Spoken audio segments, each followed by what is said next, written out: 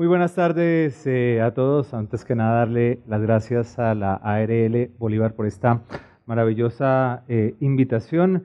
Creo que somos más del promedio típico que se maneja para una clase de higiene industrial después de las 2 de la tarde tras un suculento almuerzo, ¿no? Así que intentaremos hacer todo lo posible para mantener la atención de todos ustedes. Básicamente he tratado de organizar la siguiente sesión en dos aspectos que me parecen neurálgicos.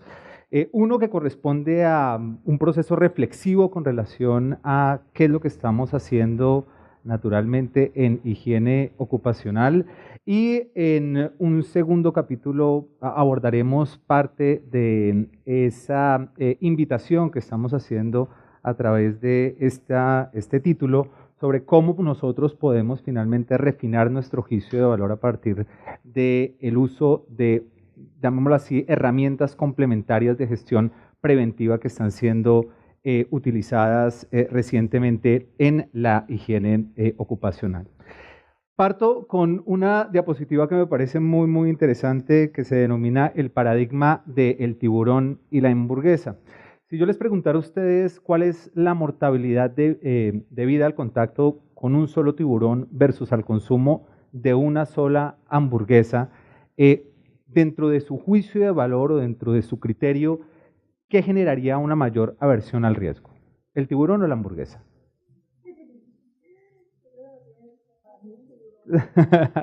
Indiscutiblemente el tiburón, ¿no? Es decir, muy posiblemente de acuerdo a la cantidad y calidad de información disponible que ustedes puedan tener sobre cuál puede ser la morbilidad derivada al ataque de un tiburón o eventualmente al consumo de una sola hamburguesa, ustedes se dejarían influenciar por la cantidad y calidad de información que tienen a bien para poder refinar ese juicio de valor y asimismo establecer una priorización del riesgo.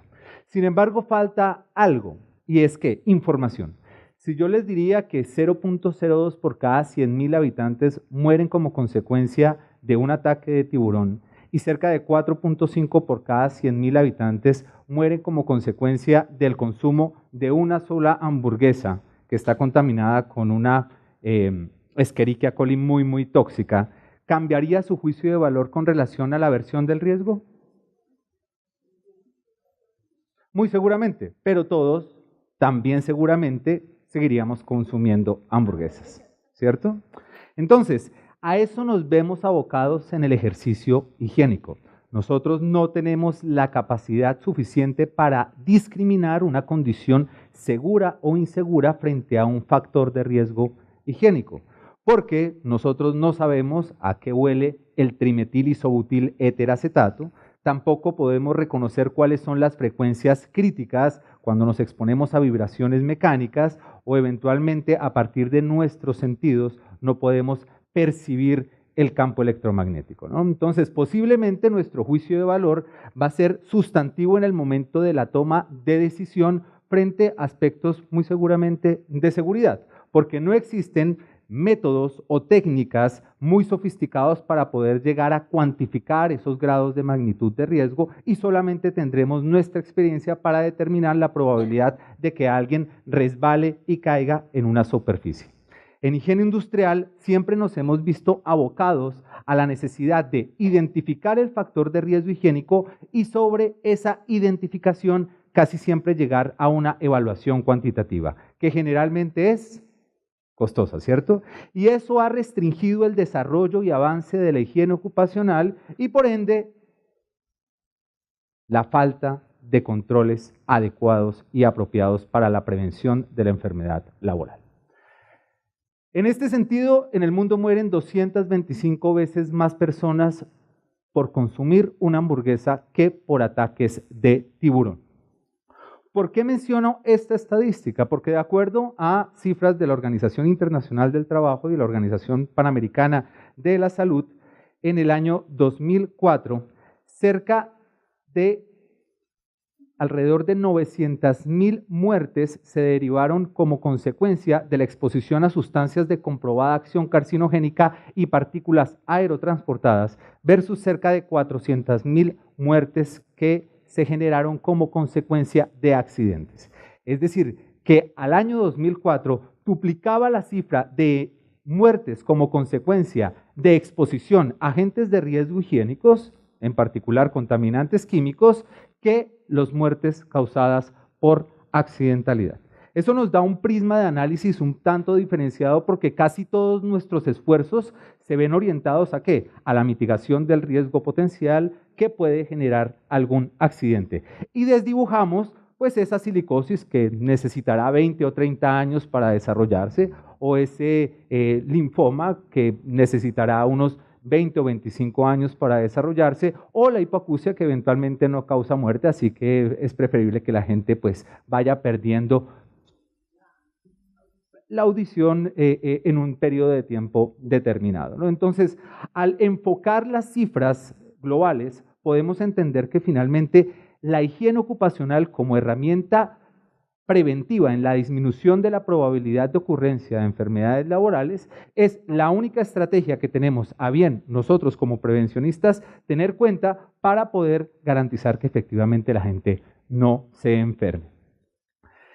Es importante entender que generalmente cuando nosotros valoramos la información necesitamos o nos vemos enfrentados a una serie de obstáculos. El primero de ellos es que finalmente la necesidad de tomar decisiones sin suficiente información puede llevarnos a ser un tanto impulsivos, ¿sí? Es decir, cuando nosotros carecemos de información suficiente, pero nos están presionando con que tenemos que desarrollar una matriz de peligros para la próxima semana porque viene la auditoría, entonces llegamos a establecer juicios de valor sin la suficiente información. Y decimos, sí, químicos, sí, ruido, sí, radiación ionizante, sí, radiación no ionizante. Y empezamos a establecer una matriz diagnóstica para poder establecer finalmente una jerarquización de riesgos potenciales y sobre esa base definir conductas de atención, control y vigilancia, ¿cierto?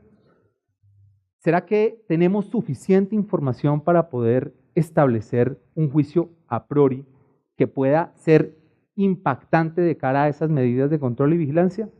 La falta de información nos impide disminuir la incertidumbre de la decisión. Indiscutiblemente, en higiene industrial como en cualquier otra disciplina preventiva, en la medida en que nosotros tenemos más experiencia, podemos tomar una decisión con mayor certeza. Cuando no conocemos, cuando no entendemos, cuando nuestra información es insuficiente, muy seguramente esto se traduce en una decisión que va a ser inapropiada. Contar con información equivocada nos lleva a tomar decisiones erróneas. Esto es relevante cuando, por ejemplo, ustedes han visto en algunas de las empresas que trabajan o que eventualmente han atendido cómo un trabajador expuesto a partículas está utilizando una máscara para vapores orgánicos o eventualmente un trabajador que está expuesto a vapores orgánicos está utilizando una mascarilla de libre mantenimiento N95 para la mitigación del riesgo potencial. Esto no es solamente un sesgo de percepción asociado a la valoración real del riesgo, sino cómo se comportan los contaminantes químicos en el aire y cómo eventualmente esa magnitud puede afectar la salud de ese trabajador. Y poseer demasiada información o información redundante aumenta los tiempos involucrados en la toma de decisión. A nosotros nos pagan para tener oportunidad en la toma de decisiones y no recabar mucha información hasta tanto tener la suficiente certeza para poder establecer una medida de control y vigilancia. Entonces, una limitante adicional que nosotros tenemos como prevencionistas en el campo de la higiene ocupacional es el factor tiempo. Generalmente, cuando nosotros hacemos un análisis de cuáles son los criterios que tenemos a bien cuenta para poder hacer cualquier tipo de intervención en materia de control y vigilancia frente a los factores de riesgo higiénico, nos vemos ante un proceso de identificación primaria y sobre esa identificación primaria puede a bien o no existir un proceso de evaluación cualitativa y sobre esa evaluación cualitativa una evaluación cuantitativa que me va a definir la estrategia de control. O simplemente a partir de la identificación ya desarrollo el proceso de evaluación cuantitativa. A manera de ejemplo, llego a una empresa, eventualmente encuentro que hay ruido y solicito una caracterización sonométrica para determinar en comparación con un valor límite permisible si estamos excediendo el valor límite umbral y con ello definir la necesidad de que los trabajadores deban utilizar protección personal auditiva, ¿cierto? O puedo a bien considerar la matriz de identificación de peligros y valoración de riesgos, seguir finalmente una sistemática que está en función de la metodología del caso y sobre esa base definir si necesito refinar ese juicio de valor que estoy estableciendo cualitativamente a través de un proceso de evaluación cuantitativa o bien directamente establecer la medida de control y vigilancia que sea del caso, ¿no? Entonces, en higiene industrial nosotros tenemos esas distintas alternativas, ¿no? A partir de la identificación del factor de riesgo higiénico decidimos, todo el mundo acá tiene que eventualmente ser sometido a una audiometría, todo el mundo necesita finalmente protección personal auditiva y las máquinas y las herramientas que están generando mayores niveles de presión sonora son A, B o C, dependiendo de mi juicio de valor. ¿Pero ese juicio de valor es refinado? ¿Ha tenido en consideración un proceso de evaluación cuantitativa que les permitirá jerarquizar el riesgo potencial? ¿Será que todos los trabajadores sí requieren esa audiometría? ¿Será que todos esos trabajadores sí requieren ser involucrados en un programa de conservación de la audición? Ahí es donde empiezan las incertidumbres y se refinan a través de procesos de análisis cuantitativos. Entonces se llama al ARL o al proveedor de servicios y se dice, hágame una caracterización cuantitativa de este riesgo porque yo necesito tener mayor certeza para poder tomar esa decisión. Entonces, en esa sistemática permanente nos encontramos en el contexto higiénico. Vamos entonces a disgregarlas. ¿Recuerdan la versión 97 de la GTC 45? ¿Sí? ¿Alguien ha utilizado la GTC 45? La gran mayoría de ustedes. ¿Sí? Otras metodologías pueden existir, pero nosotros usualmente en prevención de riesgos laborales, de tiempo atrás, aun cuando no nos lo dice la ley nos indica que nosotros tenemos que valorar los riesgos. La metodología que nosotros utilicemos está bien de nuestro criterio, pero desde la academia nos enseñaron la famosa GTC 45, ¿cierto? Esa GTC 45, recordemos un poco qué decía frente al proceso de valoración cualitativa de contaminantes químicos. ¿Alguien recuerda? ¿No? Después de haber identificado ese producto químico peligroso. Bueno, les hago un recorderis. Nos decía básicamente que nosotros teníamos que calcular un nivel de deficiencia a partir de la percepción organoléptica del agente químico. Y decía claramente, si usted está a 1 metro de la fuente emisora y no huele al contaminante, usted puede calificar el nivel de deficiencia como bajo. Si está a 2 metros y no lo huele, lo puede considerar moderado. Y si está a 3 metros y lo huele, lo puede considerar como alto. Es decir, se basaba en la percepción organoléptica del prevencionista para poder establecer si efectivamente existía una magnitud potencial que advirtiera un riesgo. Les pregunto a ustedes, ¿a qué huele la sílice cristalina? ¿A qué huele el tolueno? ¿A qué huele el éter? Difícil, ¿no? Entonces, cuando nosotros ya aplicábamos finalmente esa derivación del método de Fine, nos encontrábamos con panoramas de factores de riesgo en ese momento muy típicos en este sentido, ¿no? Un ayudante de planta, la clasificación del peligro químico, el factor de peligro contacto con productos químicos, gases, vapores, líquidos o sólidos, daño, efecto posible o consecuencia, afectación del sistema respiratorio, asfixia, cuadro de toxicidad y muerte. Y al final, después de haber establecido consecuencia, probabilidad, deficiencia, me calificaba como aceptable. Pues bien, cuando nosotros llegamos a hacer un proceso de reconocimiento higiénico, nos soportamos en la jerarquización de riesgos potenciales que estaba definido en ese momento a través del panorama de factores de riesgo. Y a pesar de la valoración que estaba allí, decidimos hacer una evaluación cuantitativa demostrando que existía una sobreexposición del trabajador a una sustancia de comprobada acción carcinogénica que es el formaldehído. Cuando empezamos a analizar en conjunto con la persona responsable de la realización de este panorama de factores de riesgo, encontramos que no había tenido en cuenta elementos como que el umbral del olor a formaldehído es 8 veces superior al valor límite permisible. Es decir, que cuando ustedes perciben el olor a formaldehído, ya están superando 8 veces el valor de tolerancia máximo.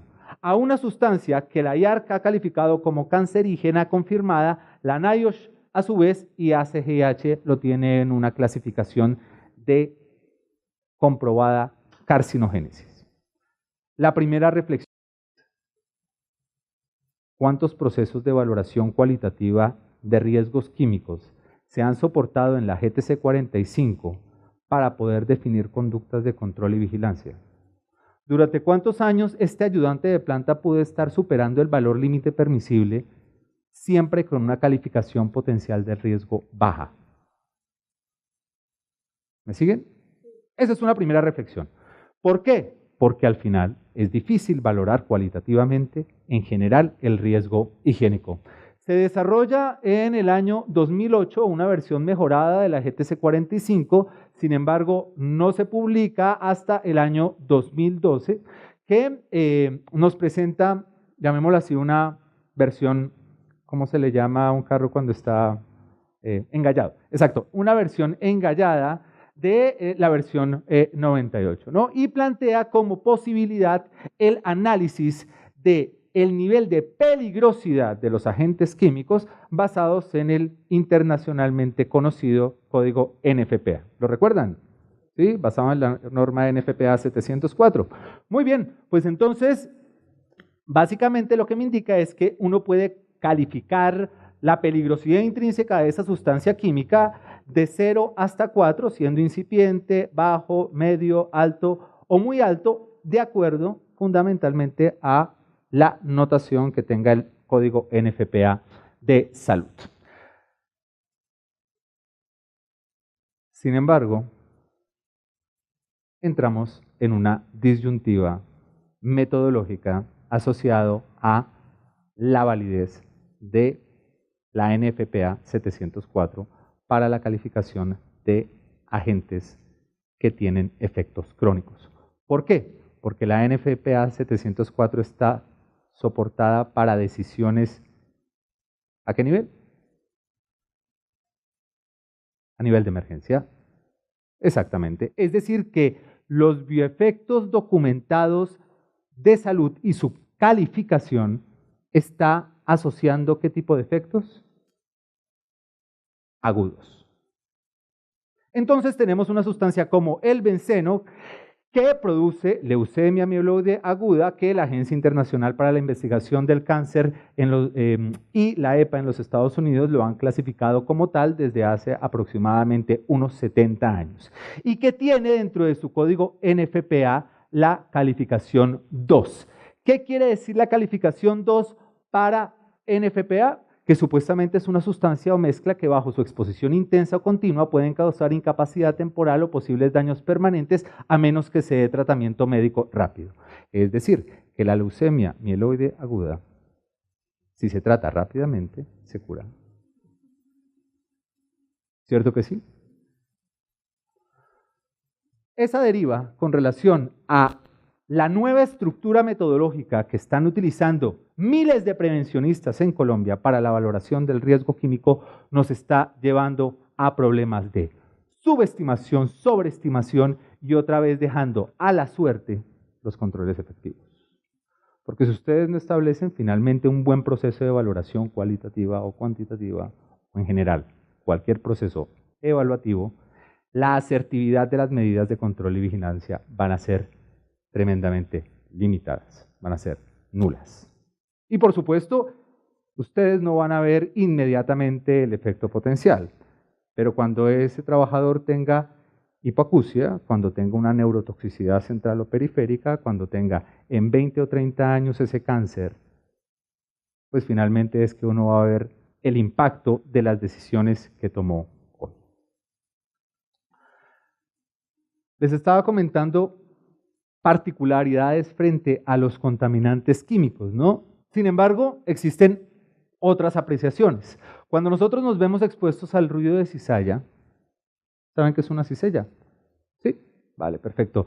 No existe una dificultad para escuchar una conversación a todo normal a más de 2 metros. Es decir, que de acuerdo a los criterios de la GTC 45, la valoración de riesgo puede ser considerada baja. Sin embargo, el ruido agudo de alta frecuencia en la cizalla está en el orden de los 125 a los 2000 hercios. Es decir, que puede existir una pérdida de capacidad auditiva, con lo cual el juicio de valor, de acuerdo al nivel de conocimiento frente a las frecuencias críticas del ruido de cizalla, varía significativamente la exposición potencial, es decir, la jerarquización del riesgo final. Cuando nosotros estamos, por ejemplo, ante una torre de perforación y nos vemos sometidos a una vibración mecánica, podría eventualmente, de acuerdo a la GTC 45, establecer que el nivel de riesgo es alto, como consecuencia que siento o percibo la vibración mecánica. Sin embargo, si entendemos que la vibración de alta frecuencia es la común en las torres de perforación superior a 160 hercios y no impacta las frecuencias críticas que pueden generar el dolor bajo de espalda entre 0.5 y 80 hercios, pues entonces tendría finalmente una sobreestimación del riesgo potencial.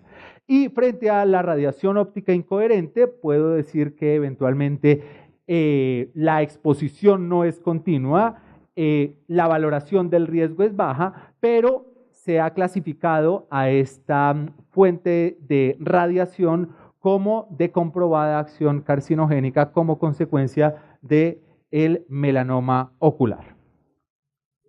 Sí. ¿Todo esto depende de la susceptibilidad de cada persona? Indiscutiblemente, pero lo que estamos diciendo acá es que finalmente cuando nosotros estructuramos una estrategia preventiva, nos soportamos en nuestras consideraciones para poder establecer cualquier medida de control y vigilancia. Si esto aduce a una metodología que no es apropiada para la valoración de riesgos, pues finalmente el resultado va a ser o una sobreestimación o una subestimación, es decir, finalmente un sesgo con relación a la decisión final que se vaya a tomar.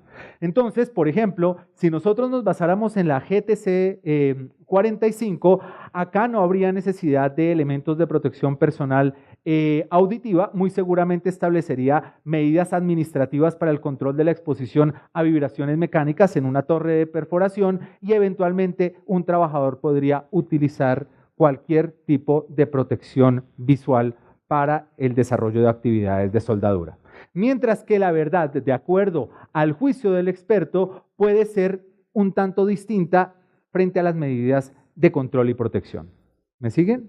Entonces, el problema real está en cómo es que nosotros estamos abordando los factores de riesgo higiénico, cómo los estamos valorando, cómo los estamos jerarquizando, cómo los estamos evaluando y cómo estamos tomando decisiones con relación a esos datos cualitativos o cuantitativos.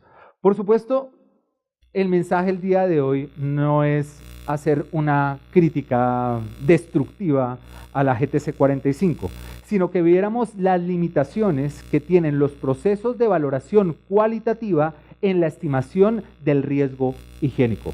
Porque si uno advierte cualquier otra metodología y hacemos un análisis del bow tie o hacemos un análisis disgregado de cualquier otra metodología de gestión de riesgos o de valoración de riesgos, nos vamos a ver frente a las mismas dificultades.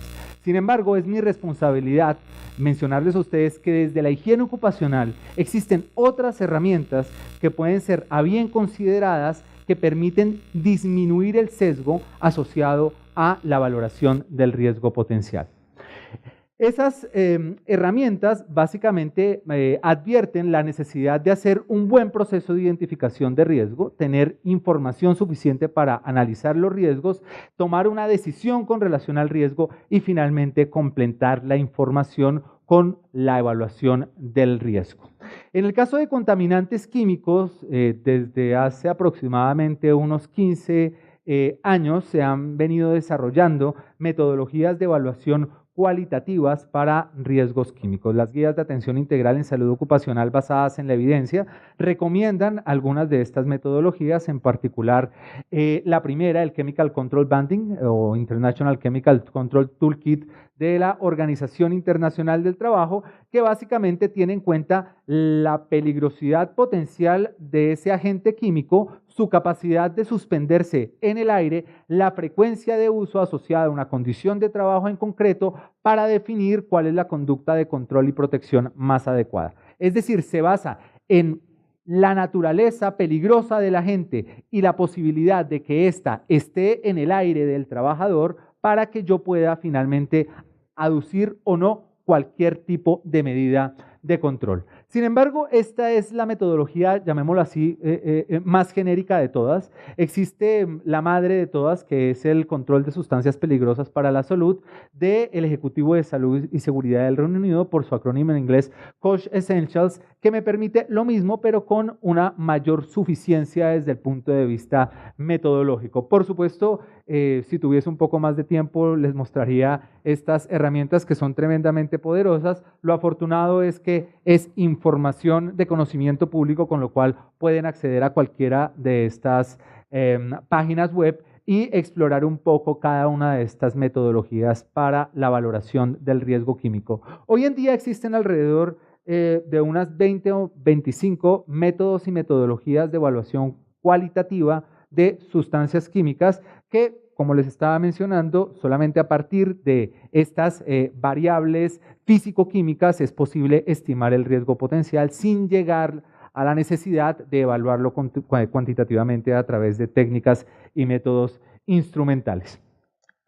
Otra aproximación para el caso de ruido y vibraciones corresponde a la declaración del fabricante o incluso la búsqueda de bases de datos especializadas en donde se advierten los riesgos derivados del uso de esos equipos o máquinas frente particularmente a ruido y vibraciones. Existen directivas en la en la Unión Europea, en donde se establece la obligación por parte de los fabricantes en declarar cuáles son los niveles de ruido, por ejemplo, que genera un equipo, o los niveles de carga vibrátil que está generando una herramienta en particular. Esto me permite disminuir el sesgo relacionado a la valoración del riesgo final, porque a partir de información conocida puedo buscar una herramienta, como en este caso esta pulidora, verificar que el nivel de presión sonora declarado por el fabricante son 87 decibeles en escala de ponderación A, no necesito hacer una evaluación cuantitativa, no necesito acudir a mi juicio de valor para reconocer si efectivamente existe un riesgo potencial, sino que me baso en información declarada del fabricante para definir el uso de este dispositivo requiere protección personal auditiva porque ya está superando el valor límite permisible al declararme que el nivel de presión sonora es de 87 decibeles en escala de ponderación A. Asimismo, para el caso de vibraciones mecánicas, todos los equipos requieren declarar cuál es el nivel de carga vibrátil que generan de acuerdo a las operaciones discretas que a bien realice cada uno de estos equipos. Adicionalmente, existen hoy en día aplicaciones móviles que te permiten caracterizar, por ejemplo, con el acelerómetro de un smartphone, cuál es el nivel de carga vibrátil que puede tener un equipo determinado, o incluso a manera de estimación cuál es el nivel de presión sonora que pueda existir en un área en concreto. Frente al caso de radiaciones no ionizantes, existen unos criterios definidos sobre todo por el Comité Internacional para la Protección de la Radiación No Ionizante, en donde, de acuerdo a la naturaleza del tipo de equipo que eventualmente va a ser instalado, nos permite unos rangos máximos de exposición potencial a nivel de, sobre todo, radiación no ionizante, lo que tiene que ver con radiofrecuencia, microondas y campos electromagnéticos y campos electrostáticos, ¿no? Entonces, el conocimiento, por ejemplo, que existen ya actuaciones específicas del Ministerio de Tecnologías de Información y las Comunicaciones para restringir el uso a partir de disposiciones especiales de determinados equipos radioeléctricos, nos puede ayudar también a estimar el riesgo potencial a radiaciones no ionizantes. Sin embargo, como pudimos ver, si uno hace un balance de la integridad de factores de riesgo higiénicos, pues estamos tocando solamente parte del capítulo, ¿no? Estamos cogiendo los contaminantes químicos a partir de procesos de valoración cualitativa simplificada, estamos tomando el ruido y las vibraciones mecánicas y eventualmente las radiaciones no ionizantes. Pero el resto, el ambiente térmico, los agentes biológicos, las radiaciones ionizantes y otra serie de factores de riesgo higiénico, aún hoy no carecemos de información suficiente para poder llegar a un buen proceso de estimación del riesgo potencial. Con lo cual, casi siempre llegamos a la evaluación objetiva del riesgo higiénico. Y acá entramos en un dilema gigante. El dilema es quién, cuándo, cómo, dónde y por qué medir. Generalmente esas inquietudes se resuelven a partir de la disponibilidad logística que tenga la empresa prestataria de servicios de higiene ocupacional. Pero finalmente, lo que nosotros tenemos que considerar es cuál es la variabilidad espaciotemporal de esas exposiciones para establecer con un alto nivel de confianza que esa medición es representativa de la exposición diaria de ese trabajador y de muchos trabajadores para sobre esa base establecer cuáles van a ser las medidas de control aplicables a esos grupos. Y pongo como ejemplo esta caracterización higiénica. Realizamos un proceso dosimétrico a el señor Jairo XXXXX, que es un técnico eléctrico. Se hizo la medición el 26 de agosto del año 2016 y el nivel equivalente ponderado día en comparación con el valor límite permisible me da un índice de riesgo o un índice de exposición potencial de 0.8. Es decir, está al 80% de la dosis, está superando el valor que da lugar a una acción de 82 decibeles en escala de ponderación A, pero no está superando el valor límite permisible, ¿cierto? ¿Todos están conmigo? Es decir, si yo tengo a un trabajador que está por encima del valor que da lugar a una acción, ¿qué hago con él?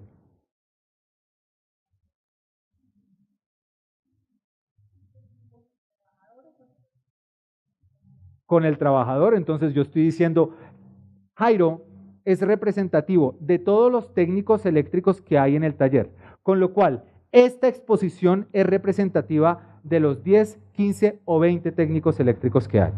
Si está superando el valor que da lugar a una acción, pues tengo que darle protección personal auditiva.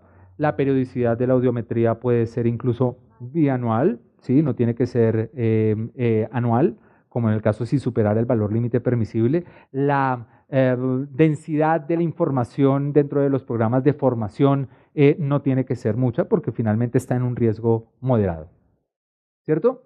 Si superara yo el valor límite permisible, ¿qué tendría que realizar? Tomar medidas de control de ingeniería, establecer un plan de formación e información, incluirlo dentro de un programa de conservación de la audición, verificar que está utilizando apropiadamente el elemento de protección individual, etcétera, etcétera, etcétera.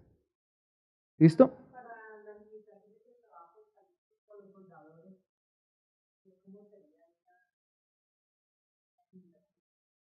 Con relación al tiempo de trabajo recuperación, o no entiendo tu pregunta, perdón. Sí.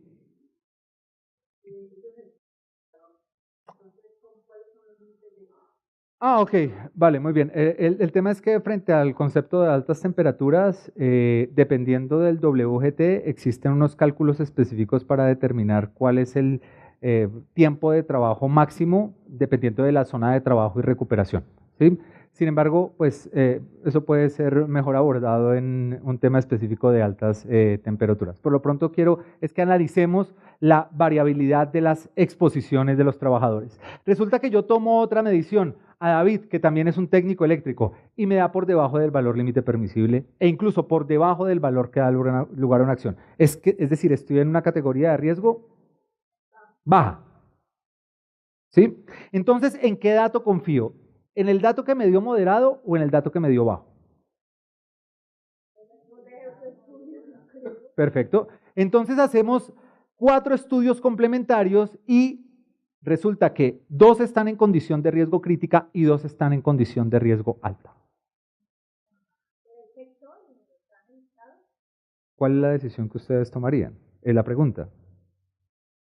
Acá que tenemos un nivel de incertidumbre, acá tenemos otro nivel de incertidumbre y acá tenemos otro nivel de certeza. Acá estamos diciendo, existe una variabilidad espaciotemporal muy alta de los técnicos eléctricos con relación a la exposición al ruido, pero el valor promedio puede estar superando el valor límite permisible y la máxima condición de riesgo probable es que esté en una condición crítica. Con lo cual, a pesar de que yo había definido unas conductas muchísimo más conservadoras, cuando estaba superando el valor que da lugar a una acción, con esta conclusión puedo llegar a variar la estrategia de control frente a ese colectivo laboral. ¿Vale? Entonces ahí es donde ustedes pueden observar la limitación de no tener una estrategia de muestreo lo suficientemente razonable para poder garantizar con altos niveles de confianza cuál es el comportamiento real de las exposiciones de los colectivos. Porque es sobre esta información y no otra que ustedes toman decisiones.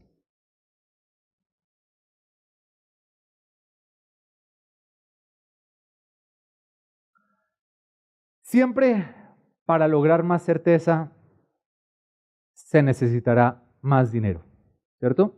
Porque esto me cuesta 200.000, 400.000 y esto me cuesta 1.200.000.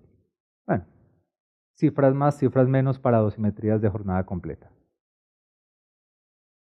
Ahora, si 200.000 van a soportar decisiones sobre muchos trabajadores y una serie de costos asociados, pues finalmente yo podría pensar más bien en hacer una inversión más representativa para poder tomar decisiones con mayores niveles de confianza o de certeza frente al comportamiento de las exposiciones. Al final, recordemos la tabla que nos presenta AIHA desde hace ya algunos años, y es que en la medida en que aumenta la incertidumbre, yo tendré que tomar más mediciones. ¿Para qué? Para disminuir el sesgo.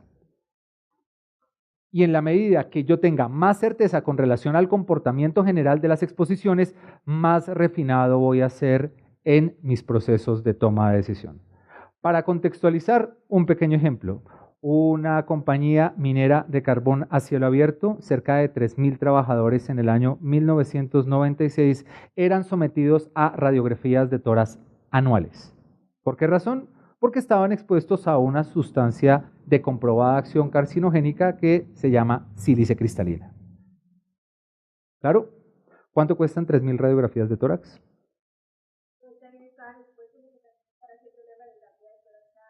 Tal cual, tal cual, tal cual, tal cual, tal cual. Así es. Pero, ¿qué es lo que nos indica la ley? Usted tiene que hacer vigilancia médica con esos trabajadores expuestos. ¿Cuál había sido el criterio de esa compañía minera para decir que los 3.000 trabajadores estaban expuestos a sílice cristalina? El olfato profesional, la percepción organoléptica, es decir, el juicio de valor soportado en la experiencia. Es decir, estaban irradiando a 3.000 trabajadores anualmente, posiblemente sin necesidad, incluso a personal administrativo que estaba dentro del complejo minero. Hoy en día, después de una segmentación de grupos de exposición similar, a partir de un ejercicio acucioso, solamente 160 trabajadores son irradiados. ¿Por qué? Porque con un alto nivel de confianza yo puedo concluir que son los que tienen un mayor riesgo potencial a sílice cristalina.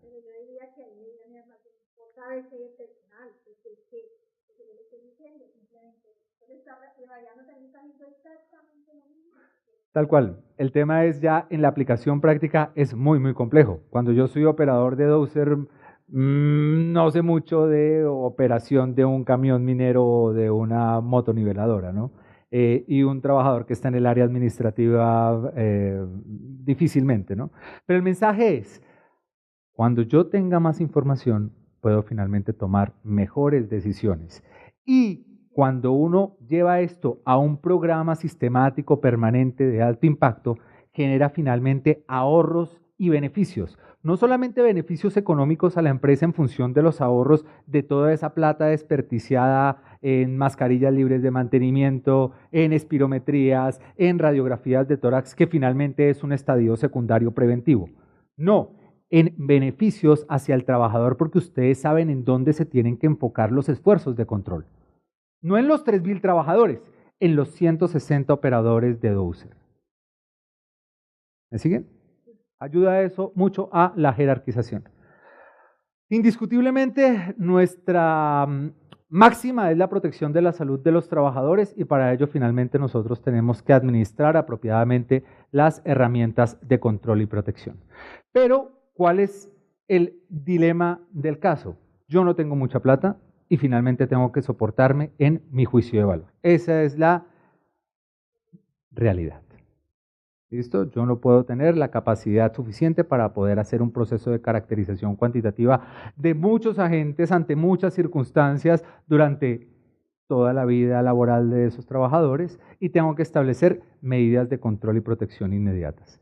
Entonces, la higiene ocupacional nos ha dado una herramienta muy poderosa que es el análisis de decisión bayesiana. El análisis de decisión bayesiana no es más que una herramienta de inferencia estadística en donde se combina el juicio de valor basado en la experiencia con los datos de monitoreo. ¿Qué significa eso? Un ejemplo tremendamente sencillo. Si yo les preguntara a partir de la siguiente aseveración, si el sol va a salir mañana, reflexionen ustedes si va a salir o no va a salir.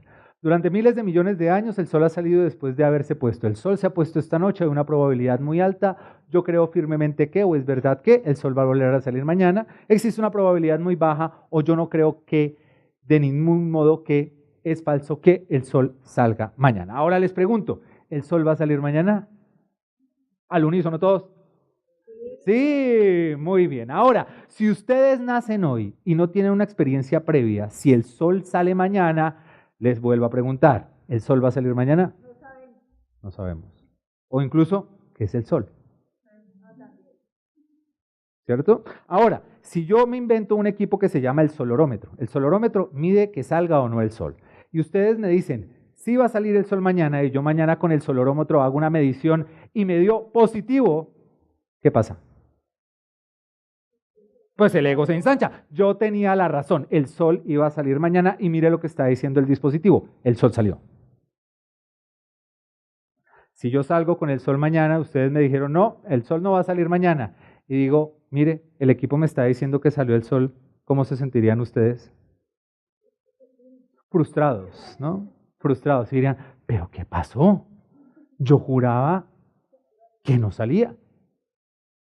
Entonces, lo que hace el análisis de decisión bayesiana es tener primero una prueba de hipótesis nula. Esa prueba de hipótesis nula es el grado de creencia que tú tienes con relación a que esa exposición pueda ser cierta. Yo creo firmemente que con un alto nivel de confianza hay dióxido de carbono en este salón. ¿Cierto? ¿Como consecuencia de qué? De que hay más o menos unas 25 personas que estamos respirando y ya estamos llegando a cerca de unas 25 partes por millón. Ahí ya estoy un poco especulando, ¿no? Si yo llego y pruebo esa hipótesis con un sensor electroquímico y me marca 40 partes por millón, yo digo, ven, yo les dije, ¿yo necesito finalmente tomar más mediciones para refundar la prueba de hipótesis? No, porque con una sola medición estoy diciendo, tenemos que establecer medidas de control y vigilancia. Entonces, tenemos que decirle a la gente de Marriott que aumente la dilución de este recinto dependiendo del número de personas que hay en este espacio, ¿vale? Eso es muy importante porque yo no tengo que llegar a la suficiencia estadística para poder tomar una decisión, sino que me estoy basando en mi juicio de valor y un dato puntual de monitoreo para tomar una decisión.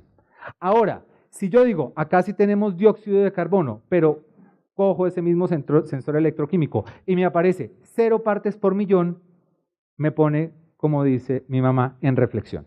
En reflexión es que digo, carajo, ¿y por qué? ¿Y por qué? Ah, no, pues resulta que el sistema de ventilación por dilución está funcionando la maravilla, tenemos tantos intercambios hora, mejor dicho, acá se va a mantener en 0 partes por millón las concentraciones de dióxido de carbono. Me permite hacer un análisis complementario con relación al riesgo potencial y eso refina mi juicio de valor. Y a la próxima, cuando esté haciendo la conferencia en el otro salón, voy a decir, no, pues sabe que acá el problema no es por las concentraciones de dióxido de carbono, porque ya tengo como experiencia previa que en el Marriott están una berraquera los sistemas de ventilación mecánica. ¿Listo? En este caso, este es un programita que lo pueden descargar ustedes y jugar con él, muy chévere, desarrollado por el doctor Pavel Hewitt de la Universidad de Chicago en Illinois, que permite establecer finalmente esas combinaciones de probabilidad.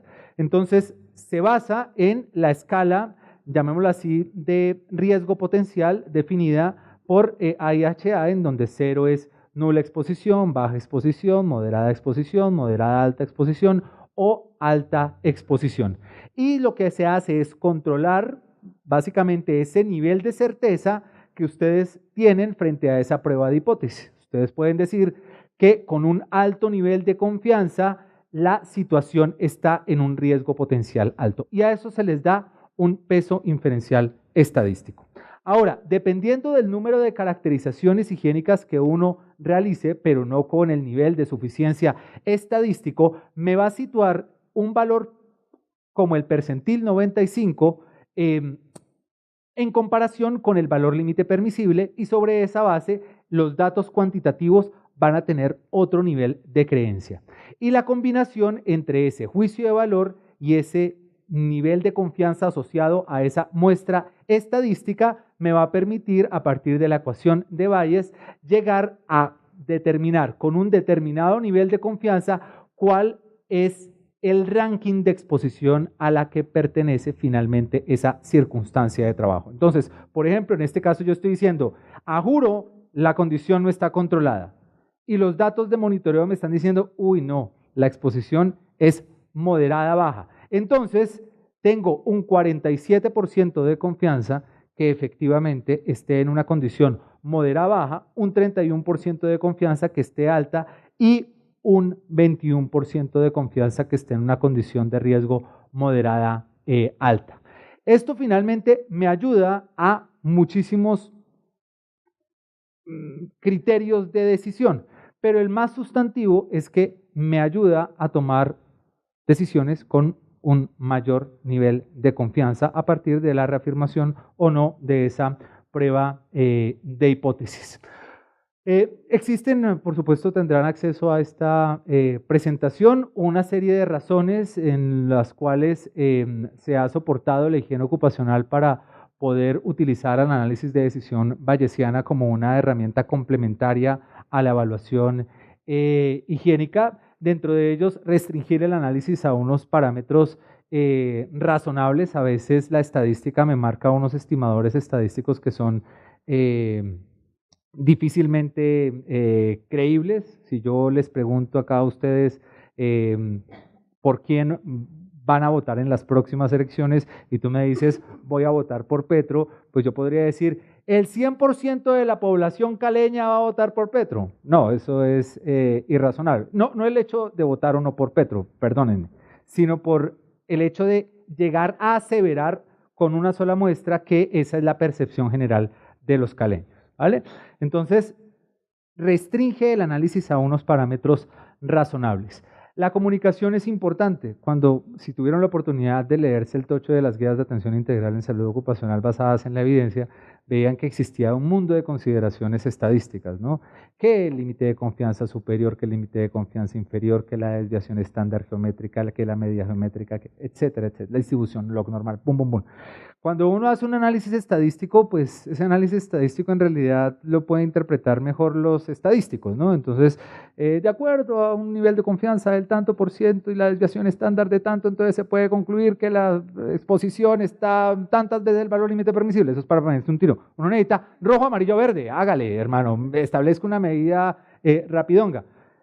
el hecho de tener 4 categorías o 5 categorías de exposición potencial, pues me simplifica ese conocimiento. Digo, listo, tengo un 45% de confianza que esté en la categoría 4, tomemos más mediciones o de una vez establezcamos la medida de control aplicable.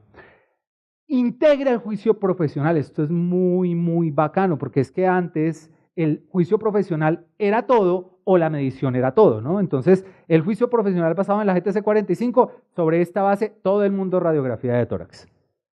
¿Listo? O eventualmente con la medición sobre esta medición de ruido en el técnico eléctrico, entonces ya no necesita absolutamente nada porque está solamente en el nivel que da lugar a una acción. Entonces, complementar el juicio de valor con la información que puede ofrecer una medición, exactamente, contribuye muchísimo más a la toma de decisión. Y sobre todo, da validación y es un proceso de aprendizaje continuo. ¿Cómo nos sentiríamos nosotros si el día de mañana no sale el sol? Frustrados, ¿no? Pero investigaríamos qué fue lo que pasó, que cómo es el sol que sale todos los días, que a qué hora, que a las 5, que a las 4, que a las 3. ¿Vale? Y si estoy en lo cierto, no solamente se me hincha el ego, sino que ya sé identificar mejor el riesgo, con lo cual ya sé dónde lo puedo controlar de una forma más eficiente. Al final, me baso en un estratagema de jerarquización de riesgos potenciales a partir de esos 4 umbrales que plantea Aya, en donde en la medida en que se intensifique el nivel de riesgo potencial, las medidas de control y protección tienen que tener un mayor énfasis. Conclusiones. Los sesgos asociados al juicio de valor pueden producir dificultad en la implementación de controles efectivos. Obtener suficiente validad y representativa información para tomar decisiones generalmente es costoso en higiene ocupacional. Resulta necesario conocer métodos de evaluación de riesgos que sean mejor aplicables a los riesgos higiénicos, y herramientas de análisis estadísticas complementarias optimizan el juicio de valor y permiten tomar mejores decisiones de control y vigilancia. Salven a muchas personas. Muchísimas gracias y buena tarde.